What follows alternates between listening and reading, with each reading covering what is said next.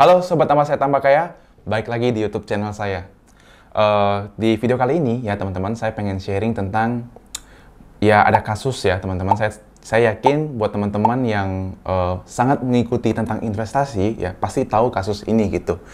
Saya merasa wah ini kenapa saya mau singgung ya kasus ini ya. Saya merasa karena ini sangat besar teman-teman. Maksudnya memakan korban yang sangat besar dan memakan uang yang sangat cukup gede ya. Karena saya cukup kaget juga teman-teman.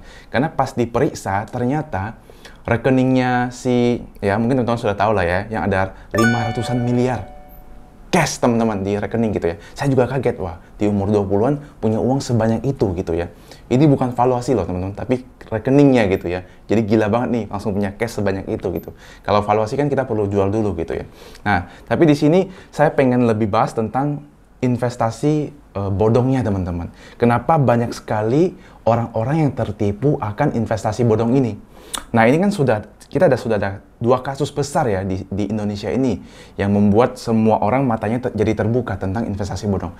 Jadi menurut saya karena ini sangat pecah masalahnya, sangat besar, saya ingin sampaikan kepada teman-teman apakah bisa kita untuk kaya cepat teman-teman.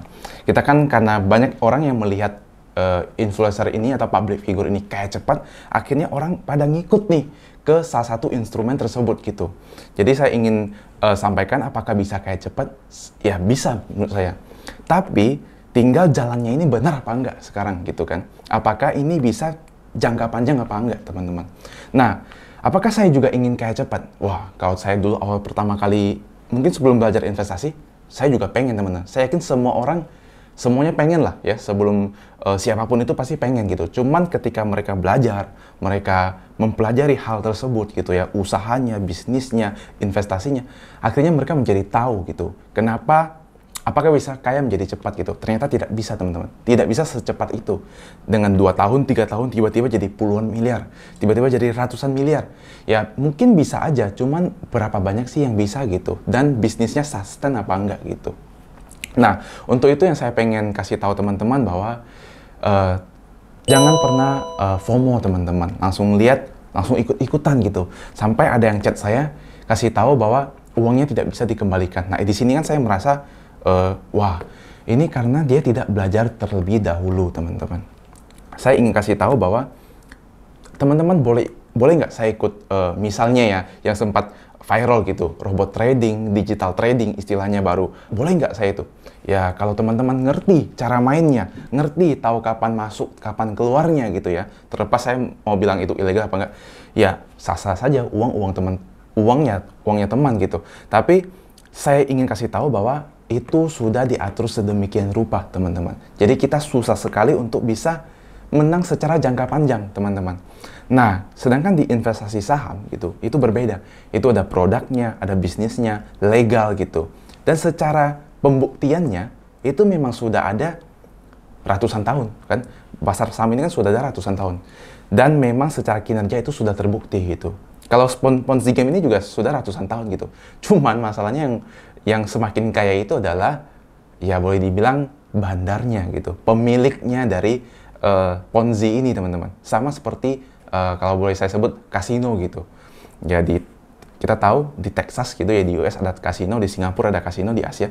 Itu kalau kita lihat orang yang masuk ke dalam sana 100 orang gitu.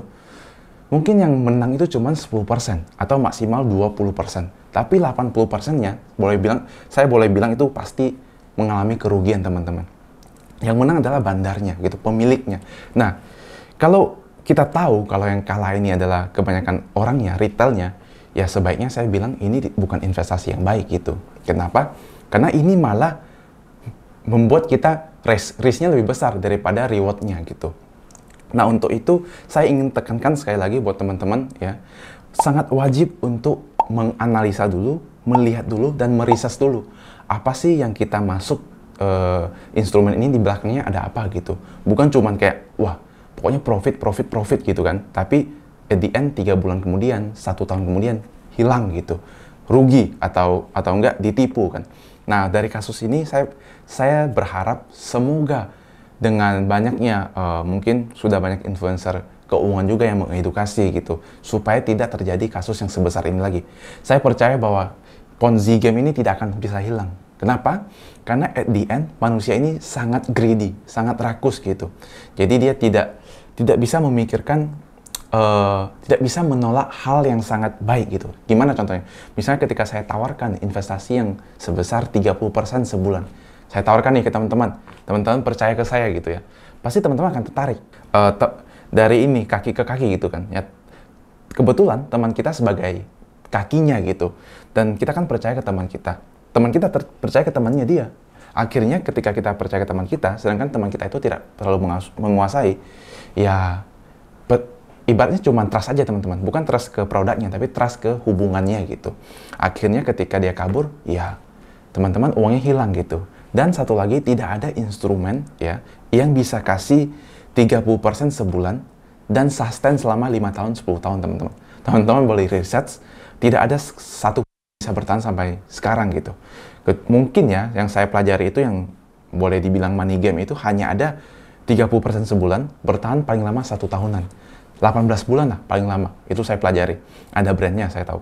Nah, ketika 18 bulan, akhirnya hilang.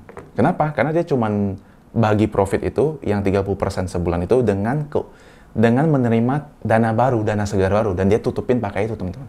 Dana lama itu dia pegang sendiri. Nah, itulah yang namanya Ponzi, teman-teman. Semoga dengan kasus ini kita bisa belajar banyak, karena ini sangat mahal, teman-teman. Jadi kalau buat teman-teman yang amit-amit yang sudah pernah kena ini, money game-nya, kena kasus ini, ya ketika kita ditawarkan investasi yang lain, kita minimal analisanya itu jadi lebih tajam. Kita jadi lebih tahu, wah, saya harus periksa double check nih, ini apa nih yang saya taruh gitu uang kita. Jadi nggak cuman, ya saya asal taruh aja gitu ya.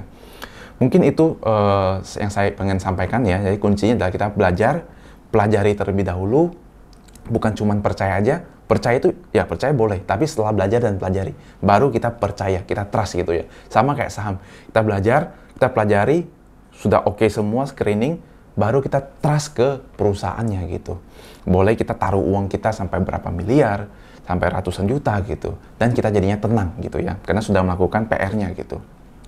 Oke teman-teman, itu saja yang pengen saya sharing ke teman-teman semua. Semoga bermanfaat ya, semoga tidak ada bad news lagi ke depan, karena saya ingin semuanya bisa lebih baik, bisa lebih melek finansial, ya keuangannya juga lebih baik gitu. Itu yang saya pengen sharingkan. Saya ucapkan salam tambah sehat, tambah kaya.